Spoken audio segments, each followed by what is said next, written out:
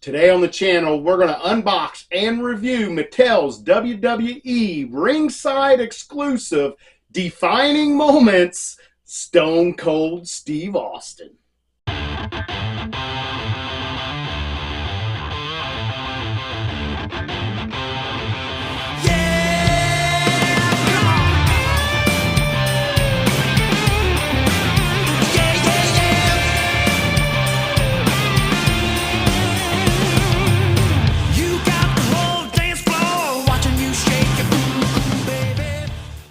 Welcome back to the channel. My name is Rich Hansel, and today we got one of my favorites of all time. Not my favorite, but one of my favorites, Stone Cold Steve Austin. And of course, one of definitely his defining moments is the WrestleMania 13 in 1997 when he faced Bret Hitman Hart in the I Quit match. And man, it didn't disappoint. Not the way I wanted it to turn out as far as victory goes, but he did not quit. He passed out. And man, what a match it was. It was very good. Stone Cold got busted open, and that's what we have here. We do have a bloody version of Stone Cold Steve Austin, and man, it was really bloody. But he got put in that sharpshooter, and he would not give up, passed out, and Ken Shamrock stopped the match because he was unconscious. And man, what a time to be alive that was. But let's go ahead and check out this packaging. We get our Stone Cold Steve Austin up here. This is our Defining Moments packaging. Of course, Defining Moments is a Ringside exclusive, so you got to go to ringsidecollectibles.com if you want to pick this up. We have our Mattel logo right there. We have Defining Moments down here. I do like that. That is pretty cool. On this side, WWE logo, picture of Stone Cold. We have kind of the side of the belt, the little plates along the side. Can't remember what those are called. Again, same thing over here. On the top, we got a window to let in some light. On the bottom, warnings, copyrights, labels, barcodes, recycling information, website information. And on the back, look at that. We get that bloody Stone Cold Steve Austin not giving up. And it does say here, Stone Cold Steve Austin made it a point to be a thorn in the side of Bret Hitman Hart ever since the Texas Rattlesnake won King of the Ring in 1996. Hart eventually had enough, leading to a no disqualification submission match at WrestleMania 13. Austin lost the match after passing out due to blood loss, but won respect of the fans for never tapping out, and that's the bottom line because Stone Cold said so. And what a match it was. I've already talked on that enough, I think. But how are we going to get this guy out? We'll have to take him from one of the sides. I guess it don't matter. We'll take him from this side right here. So I do need my knife, cut some tape. I think this figure right here could be an all-timer. But we'll have to wait, check articulation, see how our paint apps are, see how it holds up. But man, just the thought of it, as soon as I heard about it, I immediately got on and pre-ordered it, and now I missed the original release somehow. I think it just flew off the shelves so fast. So I did miss the original release, so I had to wait until it went back into stock at Ringside Collectibles, and that's when I did get it. And I just received this in the mail, so if you were on that next wave of pre-orders, you probably either have this already or it's getting ready to ship. All right, I think I have everything cut off, so we're going to pull everything out there. Empty box right there. We'll get rid of that. And here is Stone Cold Steve Austin in his plastic coffin with his tray. Kind of looks like a stage. It's okay. It's not going to stand up on its own, so do what you will with that. But we will pull him out and then check out. There you go. That is pretty sweet. The blue smoke coming out of the skull. And down here we do get a autographed Stone Cold Steve Austin #1, it does say right there. So very nice there. And now here is Stone Cold Steve Austin in his plastic coffin. We're going to step through these accessories first. And the first thing we're going to look at is going to be our extra hands. And they are two fists, a left and right fist right here. Very good. Got to have that with Stone Cold Steve Austin. He likes to put pop knots on people's heads. Next, we're going to get his vest, his entry vest. Pretty cool. It does say Austin 316. Has the skull right there, and around the back it says Stone Cold with 3 skulls right there. Now, this is a very, very pliable plastic or rubber. Not sure what we want to call that, but it seems like it's going to be pretty easy to get onto him. There is no zipper, no Velcro, nothing. Just a solid piece of plastic, black with silver paint apps. Next, we're going to get Bell. So I believe this was used in the match. Ding! So it's okay. It looks like just a piece of plastic here and a hammer. Not much to it, but if you want to swing that around and hit somebody in the head with it, you can. And here we go. We are going to take out the bloody head now and get a look at this. So Stone Cold got put in the sharpshooter after he had hit his head on the railing, the barrier, the steel barrier separating the fans from the ring apron. And man, did he ever get cut open. And that was about halfway through the match. Maybe a little more than halfway. So he had to fight with that blood all over him. Got put in the sharpshooter, would not tap out. So finally, Ken Shamrock had to stop the match. Blood all over, mouth open, eyes closed. I can see him now, right now, in that sharpshooter. He almost got out of it, if you remember. He almost got out, but not quite. So that's it. That's our accessory. So we have to turn him over and get our scissors here. Cut these ties.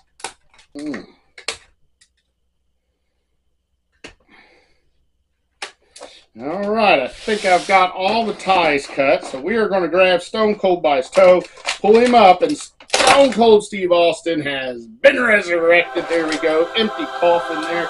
Get rid of that. More ties. Slide them out of the way.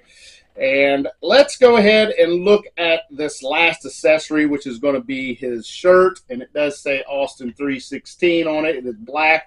That is red. It kind of looks like blood on it. The Austin 316 does. And around back it says blood from a stone. And it's got our bloody Stone Cold Steve Austin. Obviously, he didn't come out in the WrestleMania 13 match with this shirt on, because how would they know he was going to get bloody? So, whatever you want with that. But I really do appreciate it. It is awesome. And it does not have Velcro on it, which is a double plus right there. So, we will go ahead and pull it off of him.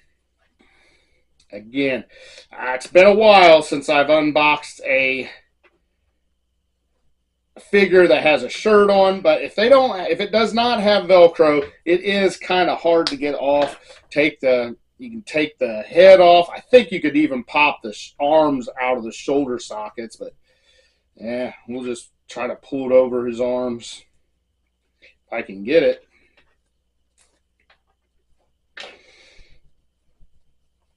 There we go. So very nice shirt. I'm sure he eventually did wear this shirt, but obviously not at WrestleMania 13. All right, let's pop this head back on. Nice pop there. Appreciate that. And let's check out this Stone Cold Steve Austin. He has a little bit of side to side.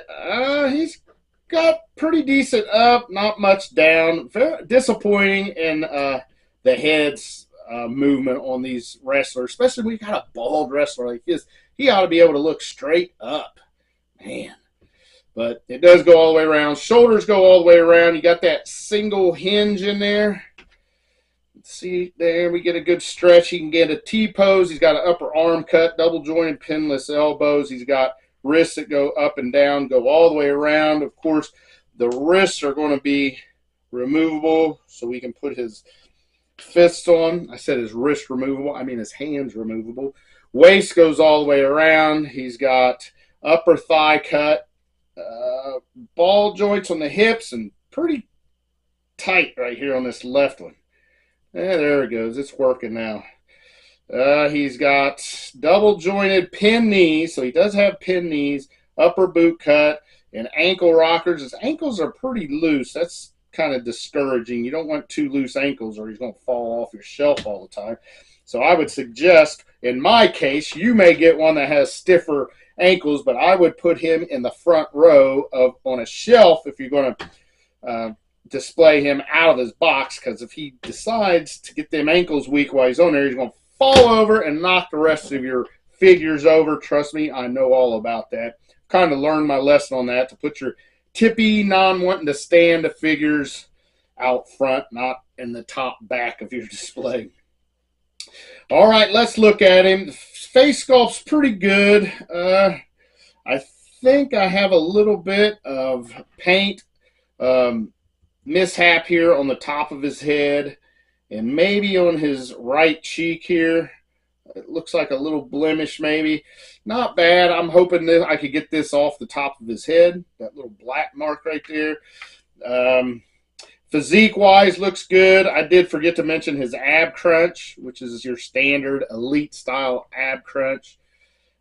Head is a little bit loose on the up and down. The side-to-side's not bad. Yeah, it's loose all the way around. But without much head movement, it don't really matter, because you're not. It's pretty much, you turn it left, you turn it right, or you turn it straight. That's about all you're going to get out of him, because looking down and looking up is not really an option with these. I don't like the painted on wrist tape. His trunks are fine. His knee brace is fine. His knee pads are fine.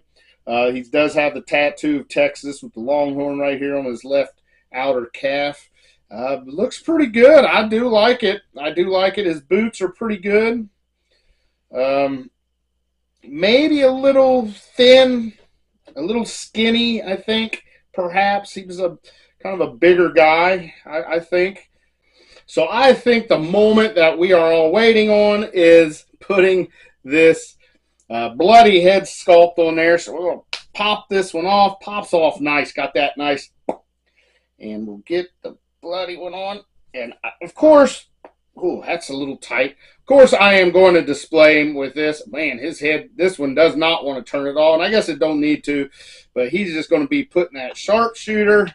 And he is not going to give up. It would have kind of been nice to have some flat hands, I think, when he did finally, when he tried to raise up and get out of it. So you're not going to get him in the, I guess you could probably get him in the sharpshooter. Maybe we should get out our Bret Hitman Hart. This is the only one I have out right now. So we'll try this one. See if he can indeed get him in the sharpshooter. Get them ankles crossed. Yeah, it's pretty daggone close there. Pretty close. You get these legs up. There you go. How about that? How about Bret Hitman Hart got our Stone Cold in the sharpshooter? Of course, he's not going to tap out. No tapping for Stone Cold. He is just going to pass out. It's getting flat here. There we go. Passed out. Match over. Stone Cold. Loser. But he comes over and he does kick him, and the crowd boos him, and he goes on his way. So I like it. I like it a lot. This face sculpt is awesome. I'm so glad that we can get bloody figures. I know not everybody likes bloody figures, but I'll take all the bloody figures I can get. I would probably recommend giving, and like they did, they gave us a regular face sculpt without blood and then gave us one with. So, hey, I'll take it. But how about this? What do you think about WrestleMania 13? Is it one of your favorite matches ever in WrestleMania history? It might be mine. It's probably in my top 10 or 15, maybe 20. But I love Stone Cold. Bret Hart was having a hell of a run in 96 and 97. But that's going to be it.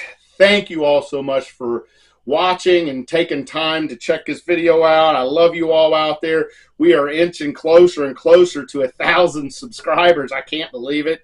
For Stone Cold Steve Austin, Bret Hitman Hart, Mattel Ringside exclusive, WWE. Till next time. Oh, yeah.